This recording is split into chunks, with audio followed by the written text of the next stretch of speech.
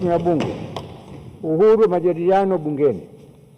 Waheshimiwa Bunge, wakati wa Bunge likiendelea kujadili hotuba ya Rais, imejitokeza taarifa katika vyombo mbalimbali vya habari zinazoeleza kwamba baadhi ya wabunge wameitwa na TAKUKURU ili kuhojiwa kuhusu mchango waliotoa bungeni.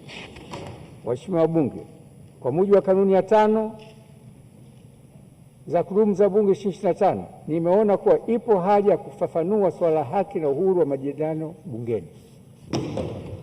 Waheshimiwa Bunge, katika kutekeleza majukumu ya Bunge katika kikao cha Bunge, kamati au shughuli nyingine za kibunge, wabunge wapo huru kutoa mawazo na kufanya majadiliano bila shinikizo, hofu, kofia, kuhojiwa, kushtakiwa au kikwazo kingine chochote. Uhuru huo unalindwa chini ya ibara 100 ya Katiba ya Jamhuri ya Muungano wa Tanzania 1977 na chini ya kifungu cha 3(6) Sheria ya Kinga, Madaraka na Haki za Bunge sura 296.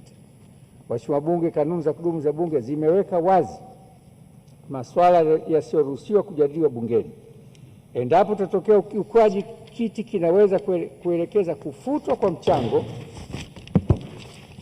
wa mbunge usioruhusiwa au kumtaka kufuta mchango wake. Iwapo mbunge atakaidi maelezo ya kiti, anaweza kupelekwa katika kamati ya Bunge kwa ajili ya uchunguzi.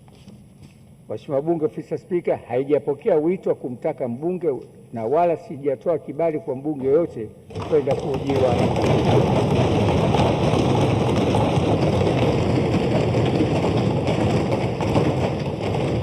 Waheshimiwa Bunge, baada ya maelezo hayo, nawapongeza wabunge wote kwa michango yenu yenye tija mnayoitoa kwa manufaa ya taifa letu.